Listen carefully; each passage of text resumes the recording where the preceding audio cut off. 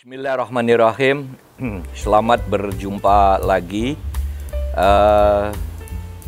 Kali ini saya ingin berbagi mengenai rasa kasih sayang terhadap sesama.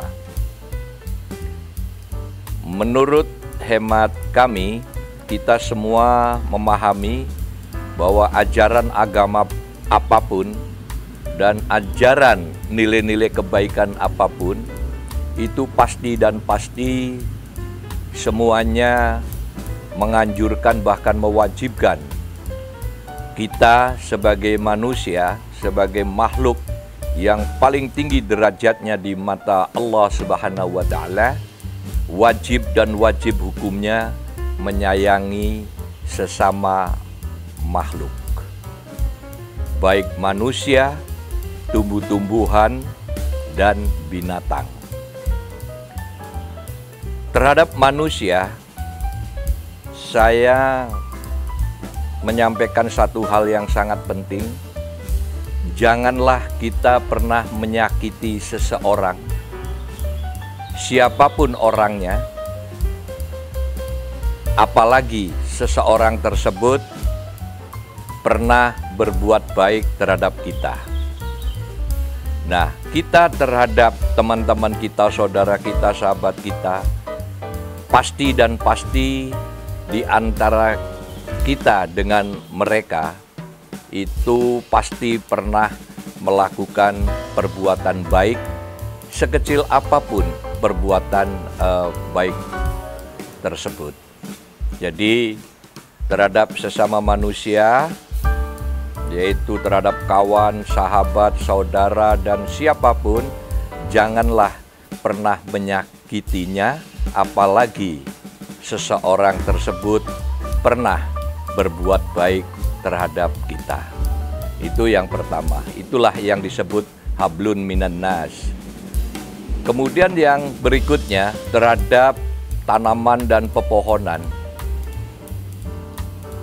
itu juga wajib hukumnya untuk melestarikan alam, termasuk jangan berbuat ugal-ugalan terhadap pohon dan tanaman, karena pepohonan dan tanaman itulah yang punya kontribusi besar dalam menjaga kelestarian alam kita.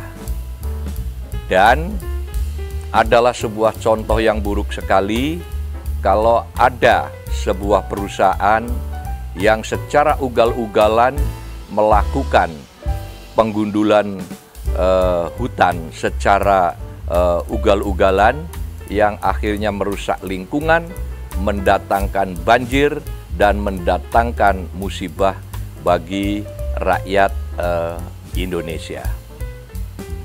Terhadap hewan, sama. Hewan juga adalah makhluknya Gusti Allah yang wajib kita sayangi. Saya mohon maaf dengan segala kerendahan hati, bukan narsis, tapi saya punya kebiasaan kalau melihat ada seekor kecoa yang terlentang, itu buru-buru saya telunggupin lagi dan suruh pergi. Karena apa? Siapa tahu bahwa kecoa yang terlentang ini adalah kecoa bapak yang sedang ditunggu oleh istri dan anak-anaknya.